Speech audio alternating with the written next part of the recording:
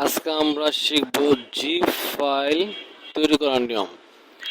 তো আমরা অনেকে মেল পাঠাতে চাই অনেকগুলো ফোল্ডার একসাথে করে। তো এই মেল পাঠানোর জন্য এই ফোল্ডারগুলো যদি আমরা পাঠাতে যাই সেক্ষেত্রে কিন্তু সরাসরি যেতে চায় না।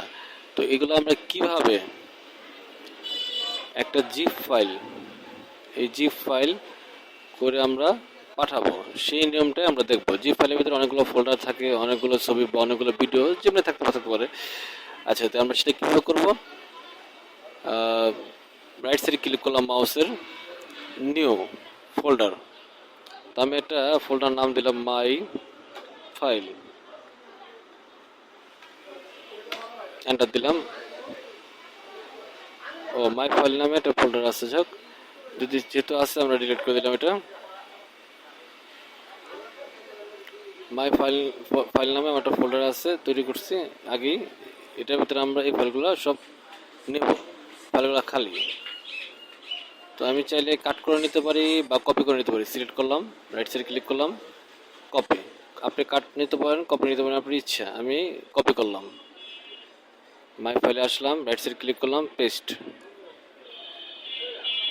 আর সবগুলো ফাইলে চলে আসলো। আপনি এখান থেকে চাইলে ফাইল বর্গ দেখতে পারেন, আপনার ইচ্ছা।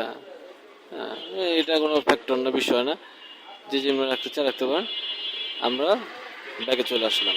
এখন এই যে ফাইলটা, এই যে আমার এই ফাইলে আমি রাইট সাইড ক্লিক করলাম, সেন্ড টু আসার পরে এই যেখানে জিপ লেখাটা, এটা আমরা ক্লিক করব লেফট সাইড। জিপ ফাইল কিন্তু হয়ে গেল। এখন আপনি ডাবল ক্লিক করেন, এই যে এই ফাইলটা পুরো আমাদের ভিতরে চলে আসছে। এখন আমি এই ফাইলটার সাইজ কত, রাইট সাইড ক্লিক করলাম, প্রপার্টিসে চললাম, প্রপার্টিসে ক্লিক করার পরে দেখলাম ফাইলটা কত, 7.45 MB। এই ফাইলটা আমাদের সহজে মেল করতে পারবো। এখানে আরও যদি বড় ফাইল থাকে সর্বোচ্চ আপনার 25 MB পর্যন্ত মেল করতে পারবো। তো আমরা মেলে চলে যাই, কম্পোস্ট অ্যাচিভ ফাইল,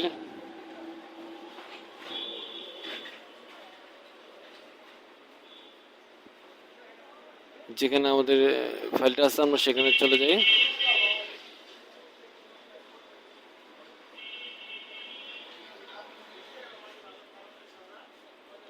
এই যে মাই ফাইল, হ্যাঁ, এই মাই ফাইলে আমরা ক্লিক করলাম। এখন ওপেন দেব।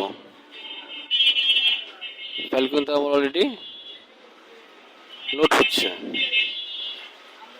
লোড হওয়ার পরে আপনি এখানে মেল অ্যাড্রেস দিবেন। মেল অ্যাড্রেস দেওয়ার পরে ফাইল নাম দিয়ে দিবেন। আপনি যে নামে পাঠাতে চান সেই নামটা দিয়ে দিবেন।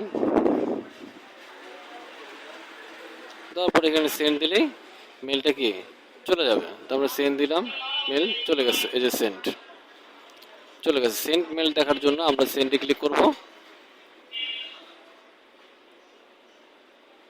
এই যে সেন্ডে চলে আসছে, দেখি এই যে এই মাত্র যে মেলটা পাঠাইছি, তিনটায় এই তিনটায়, ঠিক আছে, এই তিনটায়।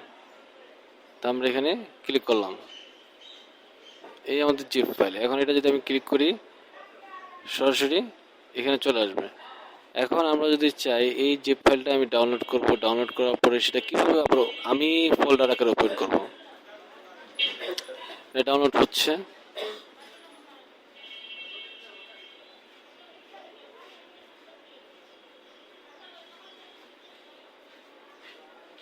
Download complete.